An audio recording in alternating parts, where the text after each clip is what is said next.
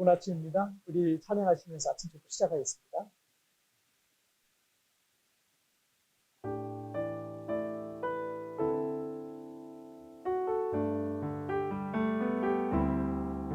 당신은 시간을 두고 이 땅 가운데 오셨네. 우리 없는 안을 원치 않아 우리 삶에 오셨네. 자신의 편안 버리고 우리의 평안 주셨네. 가장 낮은 자의 모습으로 우리 삶에 오셨네. 하나님 우리와 영원히 함께 하시는 금없는 우리에게 그 나라 보여주시네. 연약한 자들의 친구가 되어주시고 힘없는 우리의 인생을 위로하시네.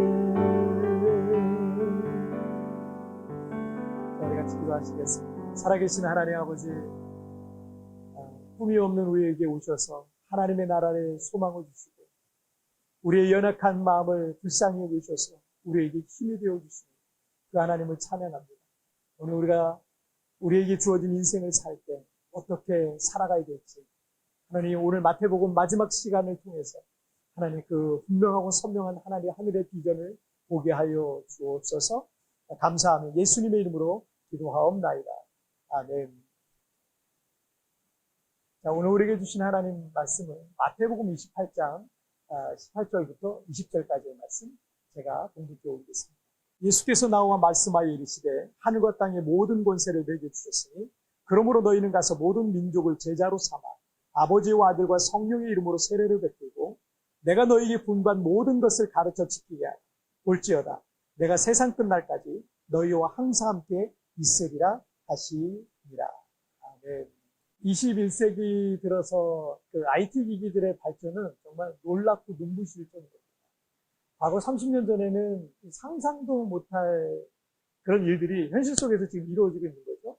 우린 그 혜택을 지금 누리고 살고 있는 거고요. 저는 1990년대 중반에 윈도우 프로그래밍으로 가동되는 컴퓨터, 그때 삼복 컴퓨터라고 있었어요. 그 컴퓨터를 만져보면서 컴퓨터라는 것을 처음 사용하기 시작했어요. 그때는 컴퓨터 모니터가 TV 브라운관하고 같은 방식이었기 때문에 엄청 뚱뚱하고 컸습니다. 그런데 요즘 갤럭시 탭이나 아이패드 같은 태블릿은 과거의 컴퓨터 본체 모니터가 다 합쳐졌음에도 불구하고 성능도 말할 수 없이 정말 더 뛰어남에도 불구하고 공책처럼 얇습니다. 만약 30년 전, 50년 전에 살던 어떤 사람이 우리가 살고 있는 미래 세계로 와서 여행을 왔는데 공책처럼 얇은 태블릿 PC를 보고 야, 이거 참 야무지게 잘 만들었네. 라면 냄비 받침으로 쓰면 참 좋겠다. 이렇게 말한다면 이게 이미 미래 세계에 살고 있는 우리는 기겁을 할 겁니다. 냄비 받침이나 하라고 태블릿을 만든 게 아니기 때문입니다. 아무리 사소해 보이는 하찮은 물건이라 할지라도 그 존재 목적이 있는 거예요. 아무런 목적도 없이 존재하는 물건은 이 세상에 없습니다. 그리고 무엇이든지 그 목적에 맞게 쓰임받을 때 의미가 있는 겁니다.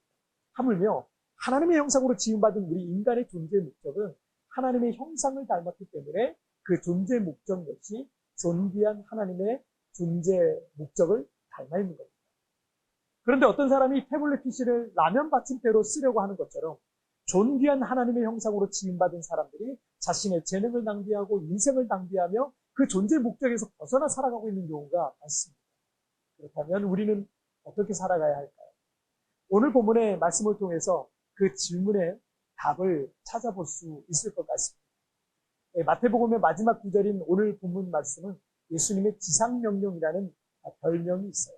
지상명령이라는 것은 예수님께서 지상에 계실 때 마지막에 내린 명령 정도로 생각하는 경우가 있는데 여기서의 그 지자는 땅지자가 아니라 이를지, 지극할 지자를 쓰고 있어요.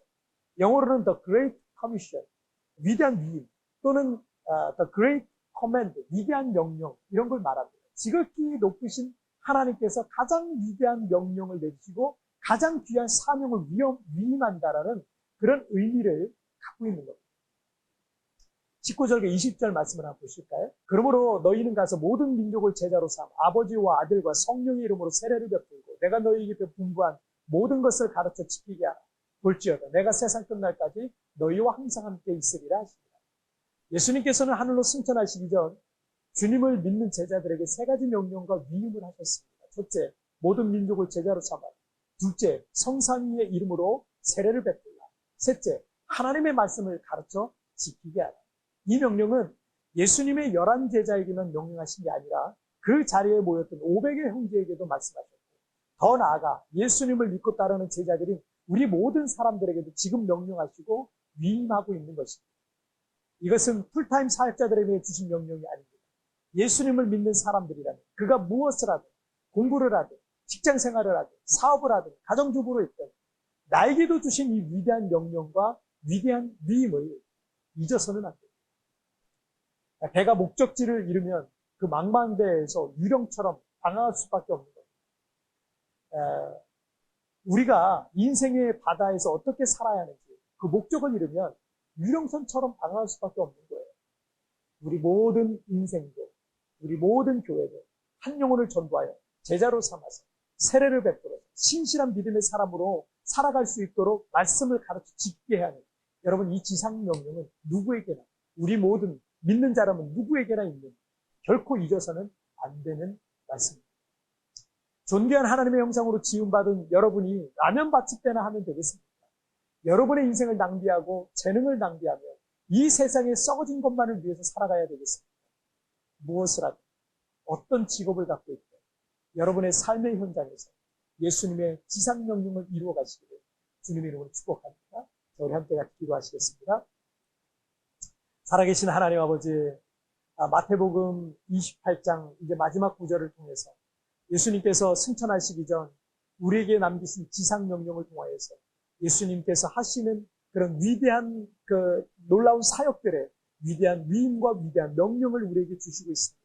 무엇을 하든 어떤 자리에 있든, 어떤 사람은 풀타임 사역자를 일하고 어떤 사람은 일부분을 일하지만, 그러나 그런 것과 관계없이 무엇을 하든 무슨 일을 하든 내가 있는 자리에서 예수님의 지상명령을 받들어 섬길 수 있는 저희 모두가 되게 하여 주옵소서. 나의 삶의 현장에서 하나님의 나라를 전파하고 나의 삶의 현장에서 또 다른 누군가를 전도하고 그들에게 하나님의 이 놀라운 은혜와 사랑을 증거하는 하나님의 사람들로 써주시고 사용하여 주옵소서. 오늘 하루도 그 하나님의 나라를 세워가는 한 사람으로서 삶의 현장에서 그렇게 살아가기를 소원하며 예수님의 이름으로 기도하옵나이다.